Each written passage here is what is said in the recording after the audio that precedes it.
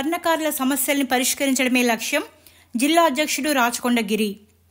జిల్లాలోని స్వర్ణకారులు ఎదుర్కొంటున్న సమస్యలన్నింటినీ ప్రభుత్వం దృష్టికి తీసుకువెళ్లి వాటిని పరిష్కరించడమే తమ ముందున్న లక్ష్యమని ఆ సంఘ జిల్లా అధ్యక్షుడు రాచకొండ గిరి అన్నారు.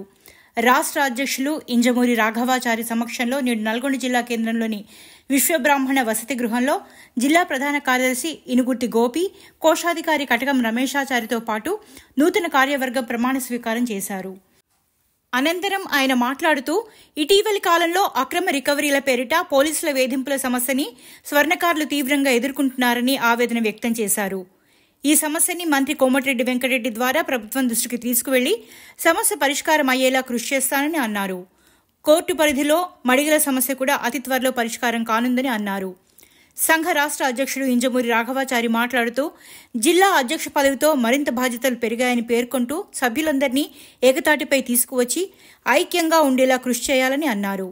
స్వర్ణకారులందరూ ఐక్యంగా ఉంటేనే ప్రజాప్రతినిధులు సైతం ఆయా సంఘాలకి గౌరవం ఇస్తారని అన్నారు. సంఘాన్ని చైతన్యపరిచి ముందుకు తీసుకెళ్లాలని సూచించారు. మున్సిపల్ మాజీ చైర్మన్ బూరి శ్రీనివాసరెడ్డి మాట్లాడుతూ సంఘ సభ్యులందరూ ఐక్యతగా ఉండాలని, ఐక్యతగా ఉంటేనే సమస్యలు వాటంతట అవే పరిష్కారం అవుతాయని అన్నారు. పోలీసులకి అవకాశం ఇవ్వకుండా దుకాణాల్లో సీసీ కెమెరాలు ఏర్పాటు చేసుకుని తగు జాగ్రత్తలు వహిస్తూ వ్యాపారాన్ని నిర్వహించుకోవాలని సూచించారు. అయినప్పటికీ కావాలని పోలీసు అధికారులు వేధిస్తే మాత్రం రాష్ట్ర స్థాయి అధికారుల దృష్టికి తీసుకువెళ్తానని పేర్కొన్నారు.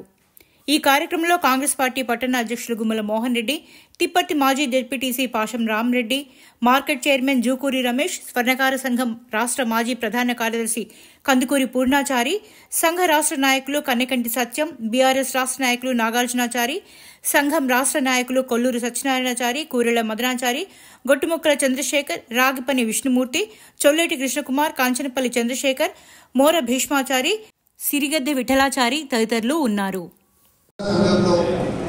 గతంలాగా వైభవంగా కొడతలే. ఎందుకో ఒకప్పుడు జయశంకర్ గారు కొల్లు సత్యనారాయణ చూసినప్పుడు ఏ నాయకుడైనా గట్టిగా పోరాడేది. జయశంకర్ గారు ఒకటే, సత్యనారాయణ గారు మాట్లాడు టీడీపీ ఉంటాం. కానీ ఎవరు కొట్లాడినా సంఘం మొత్తం కొట్లాడేది. ఈరోజు మీ ఐక్యత, మీ అందరూ, ఎందుకంటే స్వర్ణకారు పెరిగారు, గ్లోబలైజేషన్లో భాగంగా మీ దగ్గర మొత్తం ట్రేడర్ షాపులు వస్తున్నాయి. అయినా మనకు మీకున్న నైపుణ్యంతో ఎవరైనా మీ దగ్గర రావాల్సింది, అది ఎవరికి రాదు. స్వర్ణకారులు రక్షణ చేసే విధానం ఎవరికి రాదు.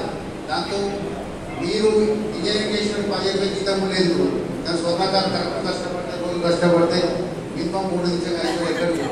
కానీ మీ పోలీసుల ఏదైతే వేధింపులు ఉన్నాయో అవి తప్పులు కాకుండా, జ్ఞానం చేయకుండా, వాళ్ళకి ఆ ఛాన్స్ చేయకుండా మీ దగ్గర మీ షాప్లో సీసీ కెమెరాలు పెట్టుకొని మనం జాగ్రత్త ఉందాం. ఇంకా అది కాకుండా ఇబ్బంది పెడితే మేము ఎప్పుడు అందుబాటులో ఉంటాం. అలాగే ఏదైతే ఓల్డ్ కలెక్టరేట్లో మీకు ఇచ్చిన